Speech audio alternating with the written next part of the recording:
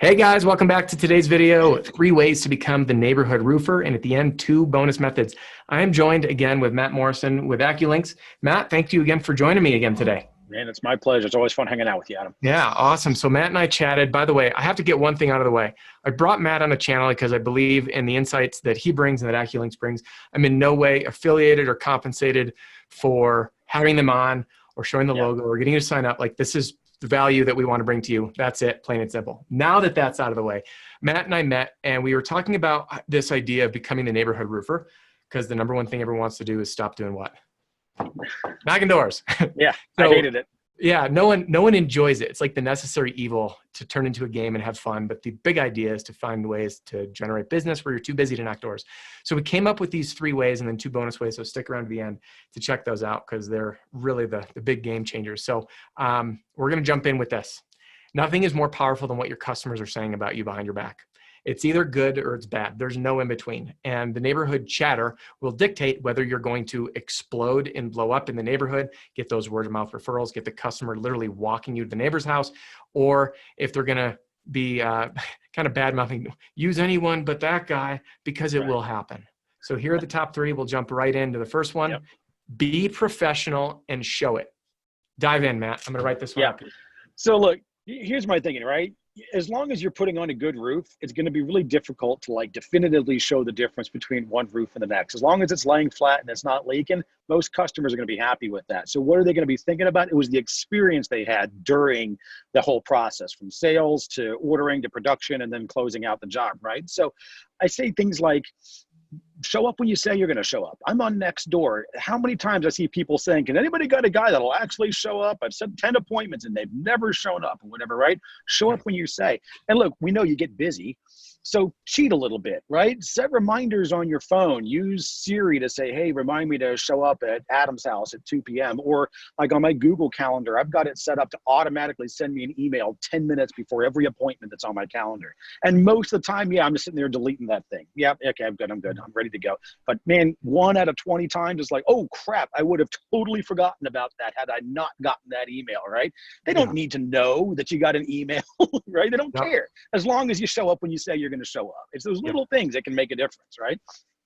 So, I mean, look, you can use a CRM like Acculynx or whatever you've got, but look, you can also just use the tools in your pocket, right? You don't have to have a fancy system to make sure the customers are taken care of, right? And you stand out from the crowd.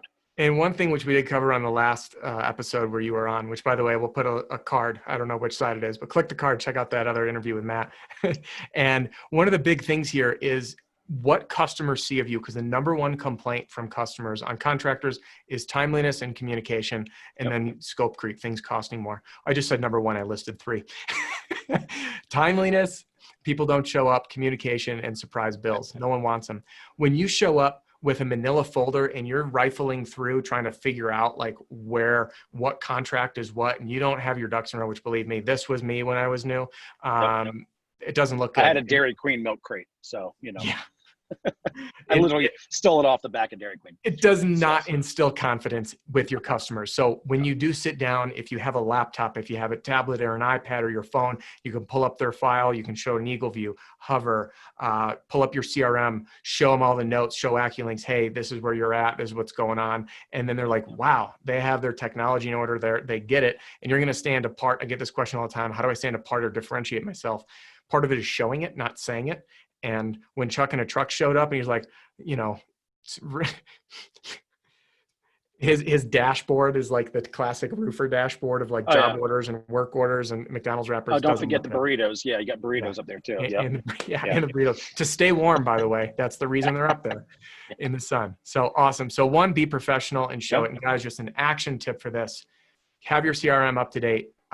Look over your schedule early. I recommend getting it set the day before and reviewing it. So when I end a day, that's when I'm going to have it all set and to show up with that customer file organized and ready to present to them. Anything else you want to add to that before we roll into? I was just going to add to that and say, be intentional about that, right? I mean, I know time doesn't always allow. Sometimes you're schooling your tires into the driveway 30 seconds before you're supposed to be there. But if you can plan your day around it and spend even just 3 or 5 minutes in your truck looking through the files, so that when they start talking about, the shingle you were talking about, or the product or the warranty, you remember it, right? When I'm on calls with customers, I'm spending the 3 minutes before looking at my notes from the last call. So when I come in, I'm like, oh yeah, Julie was your bookkeeper, and they're just amazed that I can remember. Oh wow, you remember everyone's names. I've got the worst memory in the world. That's got good notes, right? And that's what matters, right? They don't care at the end of the day how I remember, just that I remembered, right? Yeah, because first impressions are powerful. Prepare for 2-3 minutes if time allows, obviously. At least take a breath. I know that's one of my pitfalls. I'm a spastic person. I talk fast. I'm like, let's get it done. And I remember showing up to a house, you run in, you're like, sample board, be right back. And then I'm back. Job file, be right back. It's like, just like take a breath, have your ducks in a row. All right. So that's number one. Number two, this is to solve all of the issues. It's so simple. Real quick. I want to use an analogy here. I started my first business at age 16. I started a mobile car detailing business. And I know that the best compliment I could get is I don't notice anything. When you're a painter, when you're doing a roof, it's the same thing. You don't want people to notice anything. You want to be what are they going to notice? I said in the three, communication. So number two is this: stay in communication every single step of the way. I'm going to turn it over to you, Matt. Dive in on that one. So, I mean, look, I had a neighbor down the road from me. She was getting a whole massive renovation done, including roofing, siding, but she was building an addition on the back and redoing her garage and the whole 9 yards. And one day it was like she had dudes out there all the time. And then one day the dudes weren't there. And I went down, I was like, Angie, where are your... Oh, I don't know. They just didn't show up today. I haven't seen them actually in a week now, and it's like they must have had some other project going on, but they just didn't talk to her about it. She spent like $80,000-$90,000 on this project. It wasn't just a roof. And these guys would just randomly not show up, send one guy out for an hour. So stay in communication. I mean, obviously, for any of things like, when the contract gets signed, when you schedule a job, if you're pulling a permit, if you're supplementing the job, stay in communication. I have found that most people, are not shady. Most people are not trying to scam you. Most people aren't trying to put that insurance money in their pocket. They just want their job taken care of. And as the longer you go and don't meet and set great expectations by communicating with them and keeping up, that $3,000 check just shows up and they had no idea where it was coming from because you didn't pick up the phone and talk about that supplement. That stuff causes just gets people making up their own ideas in their head about what's going on. So stay in communication. If if you're using a system that can automate things, right? Automate the benign things like, hey, your job's scheduled for Thursday, or, hey, thanks for turning your job in. There's no need to spend the time typing or texting those things out. Just let that stuff automate in the background. And that way you can take care of the things that, are unique to what you're doing and your knowledge of the situation. Yeah. Because if you're not letting them know, they're going to create a story. And it's the same way. I just ordered some new, they were running socks for trail running on Amazon on Prime. And I still check, when are they going to get here? Right. So 2 days, especially things right now are pretty crazy. People want to know what's going on. It's human nature. Yep. So if the story is not being told to them, they're going to create it. And it's usually not a good one. I'm going to do a shameless plug for Acculynx here and for my products. When you automate these things, like with Acculynx, and correct me if I'm wrong, once that stage changes, those emails can fire automatically. Schedule a job or whatever. Yeah, exactly. These are so if you're an owner, do that. If you're an individual rep, the stuff in the battle pack, if you have it, use it. There's all the notifications we just talked about are in there. If they're pre-written, they're ready to go. Just plug in your information. There's a link in the description. But either way, you need to be communicating. Owners, it's a great way to control it, because the worst thing is when a homeowner emails or calls you up and they have a question and they're like, hey, and you're like, wait a minute, my sales rep didn't tell you that whatever the issue was. So it'll keep you looking like you're on top of everything. It's a great foolproof system. So key takeaway: stay in communication every step of the way. Use templates, copy paste if you need to do them manually. If you can automate them, set them up, let them rock and roll. And remember, every time there's like a status change, update the customer. Even if it seems benign, and even if you're on top of it, you just need them to know that you're on top of it. Yeah, exactly. And I'll give you a little pro tip here. If you're a Gmail user, a lot of us are, right? Gmail at the bottom of the button, bottom of your inbox, or not inbox, I'm sorry, when you hit compose email, the box pops up. The send button, which we all just hit send to send the email, it's got a drop down. And one of those sends is send later, right? I've literally had customers where I'm like, dude, Adam, I'll hit you up in 2 weeks and just check in and whatever. And as soon as I end that Zoom call, I'm opening up Gmail. Hey, Adam, just checking in. How'd that report go? And did you get those reports written like the way you wanted to? Let me know if you need any help, insert links to my calendar or whatever. And they schedule for 2 weeks, and I will, because I know I'll forget to send that email. It's written as soon as while the Zoom meeting is still closing down on my computer, I'm already writing it, send in 2 weeks, and I don't ever have to mess with it again. Yeah. So if you know there's something that you can predict, I'll circle back around in a week, write it right then while you're still thinking about it, right? And then you let computers work for you. Don't work for them. Exactly. Leverage your time, for sure. Yeah. So and the tools that you got, Yes. The growing arsenal of tools. Number 3 is create a memorable and easy experience. When you are memorable, remember the first quote, nothing is more powerful than what your customers are saying about you behind your back. A memorable moment is either good or bad. And what do people talk about? The worst vacation ever. I'm not going to sit here and tell you, guys, I went to the most beautiful, I just did my 5-year wedding anniversary with my wife in Maui. I'm not going to sit here because it sounds like I'm bragging, right? People just don't talk about that. They want to talk about the negative things. Like when I went on a cruise in the Caribbean and then like there was this person barfing nonstop in front of us. The plane got grounded. Right. Then we got stuck in Miami. We had no air. We had no hotel. People want to tell the negative story.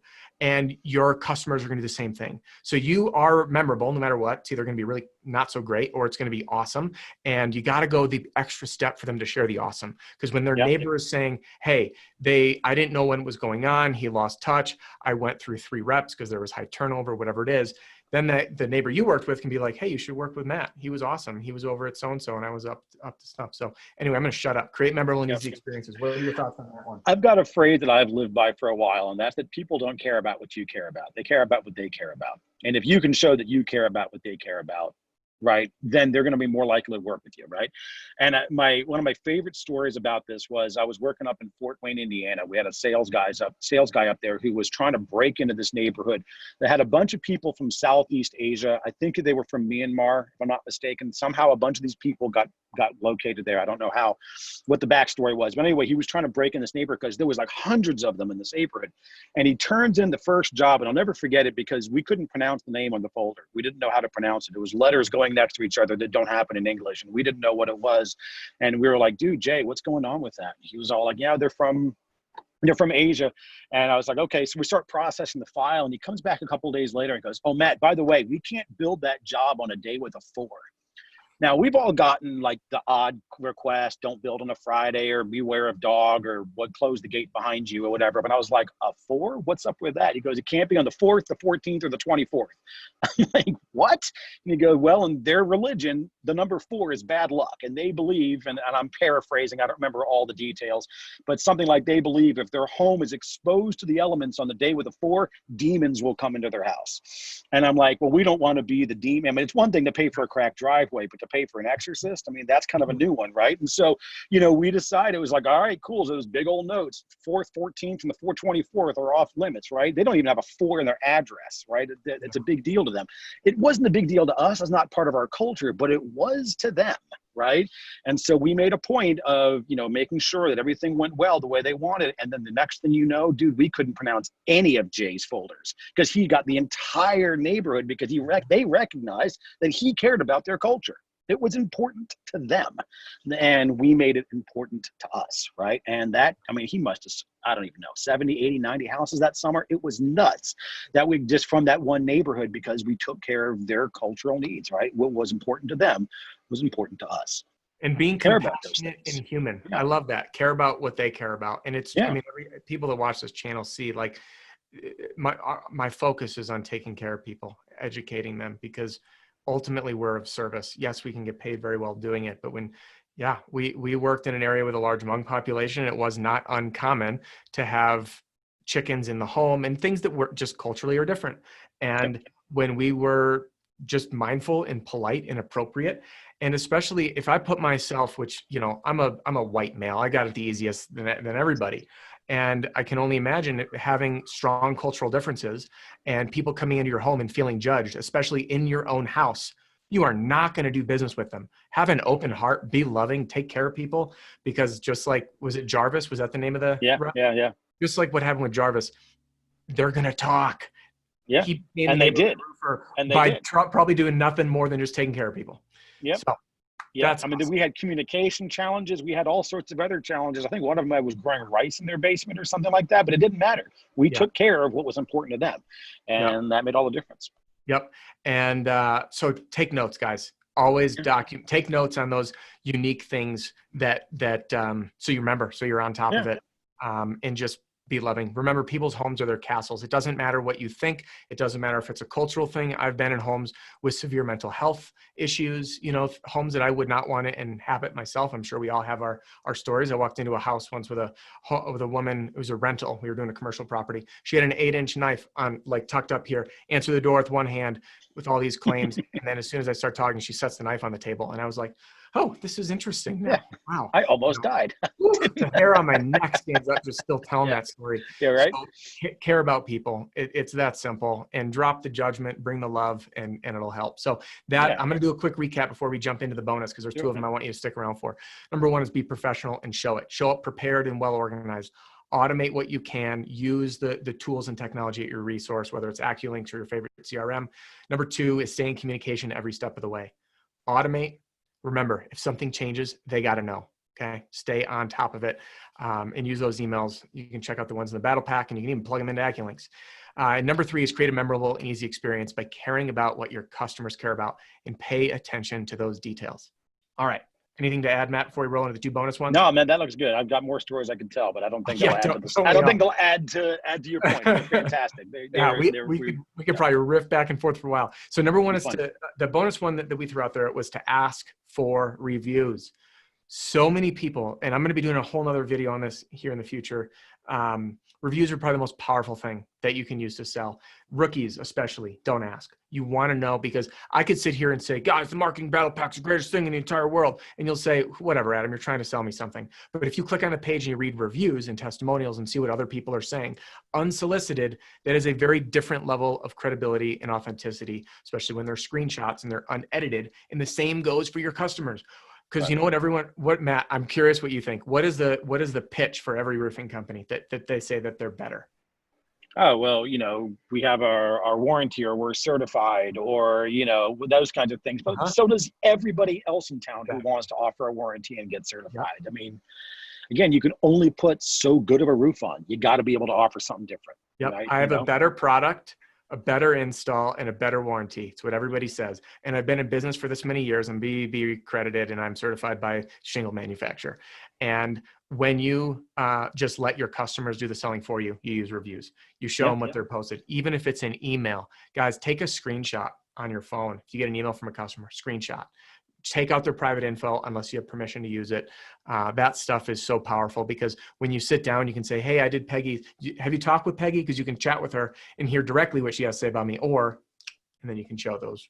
Right. reviews. Or if you're sending out, marketing stuff, or if you're using Acculynx's smart docs, or if you're still just carrying with a folder, bring a printout of that thing, right? Especially if you can make that very locally relevant, not some guy whose church you did in Ohio and you're working in St. Louis.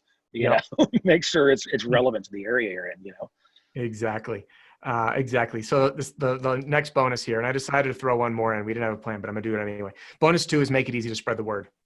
How do you do that? Referrals. Ask for referrals. Use my referral strategy. There's a link. We'll put a link wherever it goes to the referral videos to help you do that. And remember, we talked about this, Matt, you and I, on the last one. You can always bake in those, I call it baking in, meaning putting in the referral requests in the emails. Hey, customer, here's what's going on.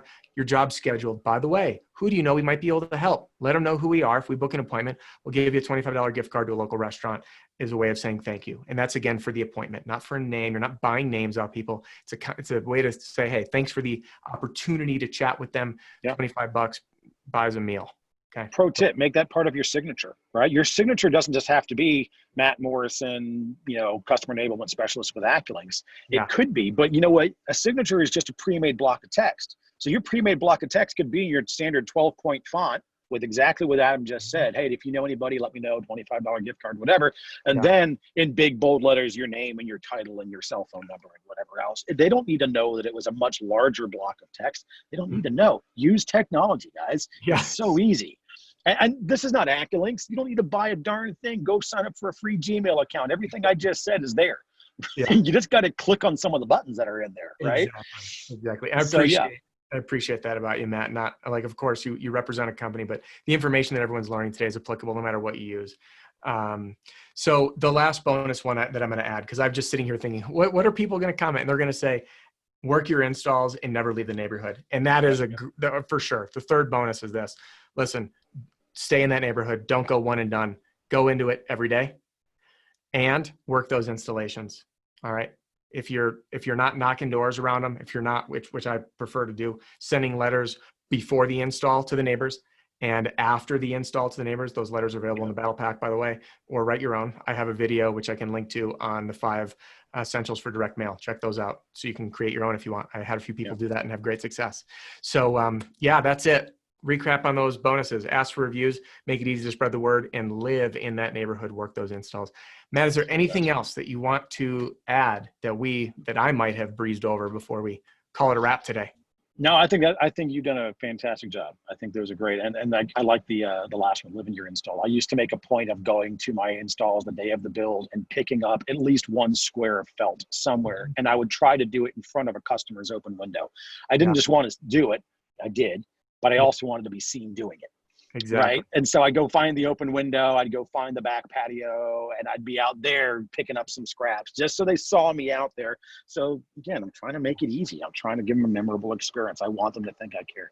Look, at the end of the day, I'm here because I want people to succeed. I want the contractors to succeed. Acculynx just happens to be where I currently think I can do that the best. So if you want to reach out to me, my email address is training@acculynx.com, training@acculynx.com, whether you're a customer or not. And just if you want to reach out and connect or find me on LinkedIn, whatever. And let's chat. It's always fun hanging out with people in this industry. So awesome, Matt. Thanks a ton. So anyone else, just Acculynx. Matt will hook you up with whoever you need to chat with. And before we wrap it up, what did we miss? If there's anything that you've used as a great tactic to become a neighborhood roofer, drop a comment. Let us know. Remember, subscribe to the channel, hit the bell so you don't miss any of these upcoming videos. Links to everything in the description below, and we'll see you on the next one. See you guys.